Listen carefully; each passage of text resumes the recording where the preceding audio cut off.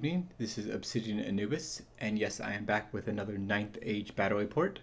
This is the first of a 5-part series between the Empire of Sonnstahl and the Dread Elves.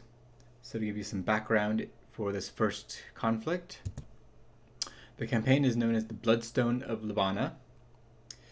Sister, it is time. The moon is in position and our oracles are ready to open the portal to the human realm. Ilaria, princess of the Elveness blood daughters of the Mother Moon, said to her queen, Desra.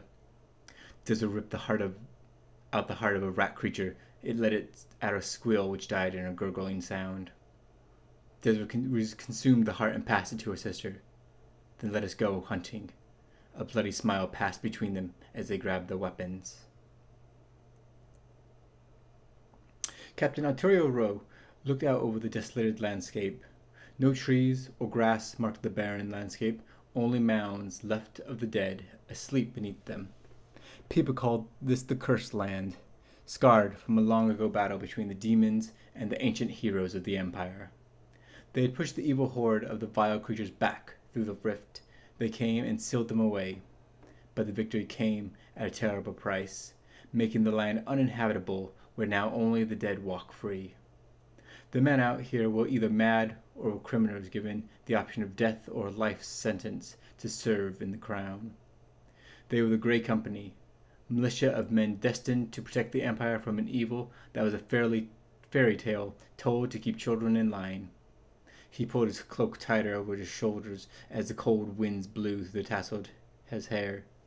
The only thing that awaited the men here was a slow death by hunger or madness, of watching ghostly creatures drift across the plains. Captain! Captain! A light was seen over the plains. It's like the stories of the portal has opened. Rowe looked down at the man. He looked sane enough. Bring me a watch glass. He would indulge the man. He had nothing better to do. Heaving the machinery towards where the man said he saw the light, he scanned across the plains. Dear gods, it is a portal. Call the troops. We have something coming.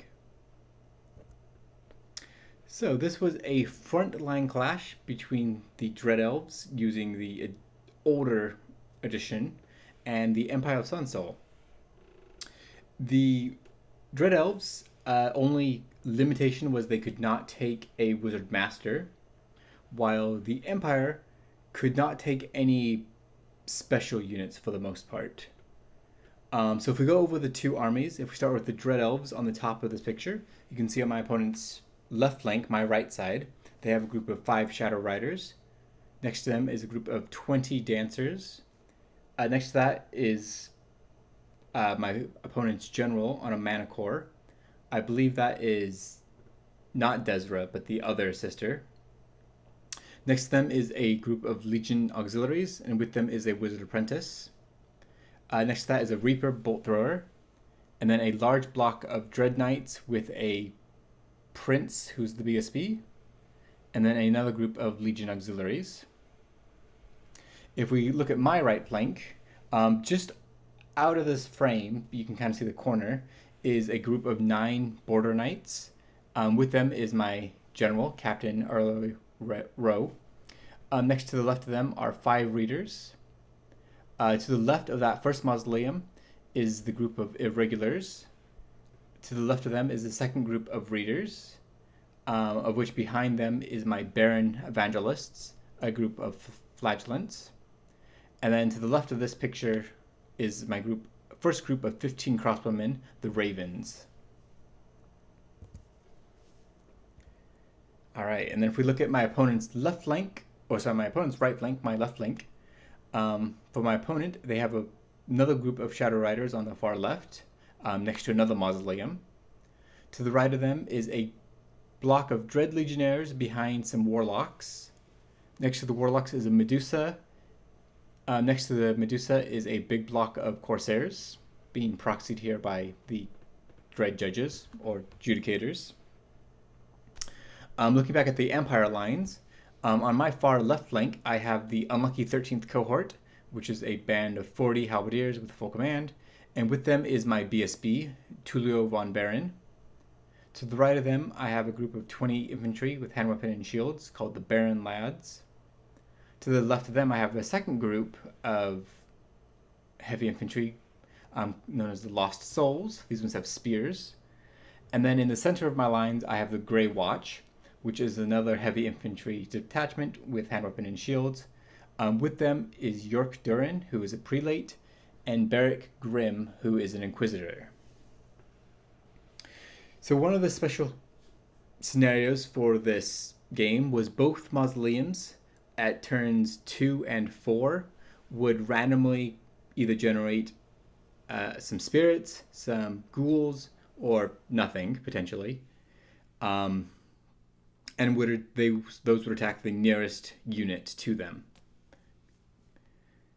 So for turn 1, I believe the Empire of the Sonnstahl got the first turn. You can see that I've started moving up fairly aggressively. I didn't get quite within charge range for the most part, but did move up. You can see that I did get some Word of Iron off on my Grey Watch. I do have an Alchemist Wizard who is, I think, hiding in with the Ravens, which is the crossbow unit. And then over here on the right flank, I pressed a little bit harder, so I brought in my Knights. You can kind of see those.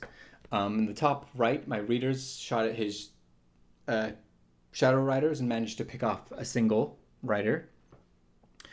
And then other than that, I kind of more or less stayed fairly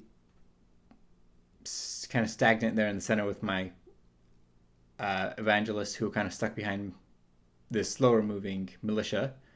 You can see I also have a mortar that is in the bottom of this picture, and as you can see, it misfired on turn 1. So it started off doing pretty well. So for turn 2, I missed my opponent's turn 1, but I brought my Knights a little too close to the Dancers Yema, who declared a charge into my Knights. And then this picture is actually taken after combat. So my Knights lost the combat and fled, and my opponent gave chase. Luckily, I didn't roll high enough to run off the board, but I didn't roll low enough that my opponent was able to catch me. So you can see that my opponent chased me but didn't quite catch me. You can also see that I only have 3 left of my irregular militia. Most of those were shot off in the previous turn.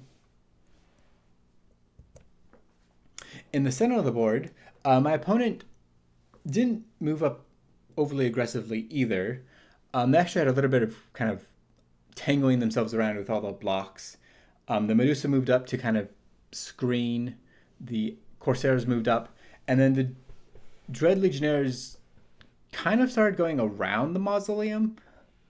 But really they just kind of ended up facing the mausoleum, which kind of took them out of the game for a couple turns. So if we move to turn 3, this is where things get a little bit more interesting, I guess. So you can see, because my opponent kind of failed to move those troops or had these really awkward movements, I took advantage of that and moved up fairly heavily on the left flank. You can see one group of riders have moved up and started picking off at some of the Readers. My Halberdiers moved up aggressively, and both of my detachments, as well as my second Grey Watch unit. The Grey Watchers were a little less aggressive, as my opponent had Knights and Corsairs. I didn't want both of them to hit me. But you do see I have quite a few spells on my unit. I have, I think, the Blessing of Lund and as well as Word of Iron. So they have a 3 up armor save and then a reroll 2 wound. So they're a little tanky at the moment. On the right side of the battlefield, I was able to rally my Knights, and then I used my one group of Readers to come in and chaff the group of Yema, so they couldn't quite charge me again without charging them first. So for my opponent's turn 3, you can see that the Corsairs charged into my smaller detachment of spears. They elected not to charge with the Dread Knights into the buffed up Grey Watch. And then just kind of pivoted the Dread Legionnaires again to face the Halberd unit.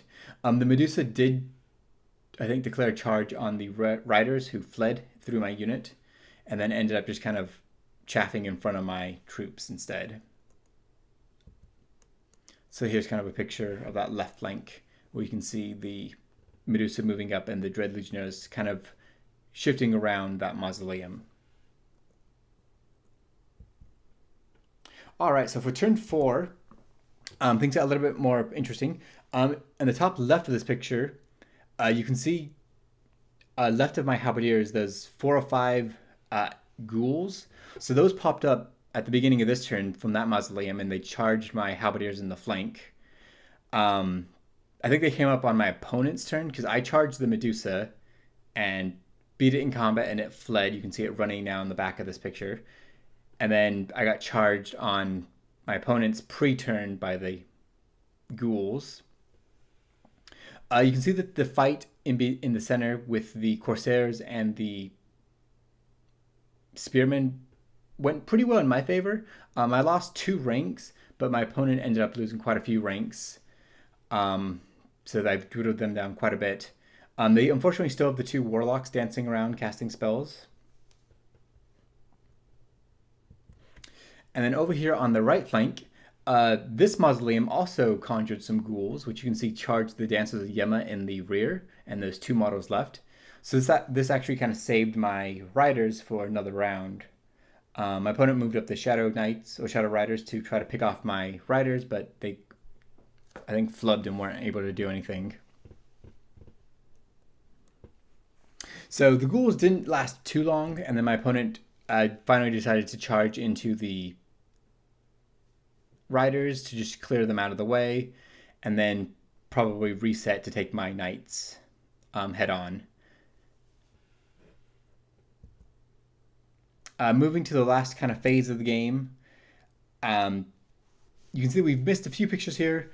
The Dread Legionnaires ended up charging my halberdiers. I ended up winning that conflict, breaking them and pursuing them, but not catching them. The knights charged into my large group of Grey Watch, so my hand sword and board heavy infantry, and really were pretty ineffective. I don't think I killed a lot of them either. We were basically just kind of hitting on each other. I just had more static combat reds and broke my opponent from combat. You can see the warlocks have also kind of danced around and are now over here. And then for the final phase of the game, my opponent did obviously destroy my riders, so I charged in with my knights because it was either going to be charge or be charged. So I ended up charging in. And if I remember correctly, this ended up being a draw. I killed a few of them, they killed a few of me, but no one broke from combat, and the game ended like that. So the secondary force distracted the defenders of the outpost as Aloria's primary force came in and took over, slaughtering everyone inside. Ilaria silenced the sniveling humans as they begged for mercy. She licked her blade and spat. These humans were weak, nothing more than rats running from a dark hiding place to a dark hole looking for spare scraps. Where were the men that she had seen in the Alvanus, the one with glory in their eyes, with no thought of death? Your Highness, this one we caught trying to send a message. Ilaria's first captain, Nisa, came into the room with a large man, his face beaten, but his eyes did not contain the fear as the others had. This one shall be a pleasure to destroy. Tell me, human, where is the man called Peter Whitestone? All right, so this is the end of the first battle of this 5-part series. Hopefully you enjoyed it. I will try to take more pictures for the next episode or the next battle report. So hopefully I won't have to jump around quite as much. But I hope you enjoyed this. If you guys would like to put any comments or questions in the comment section, feel free to do so. And as always, game on.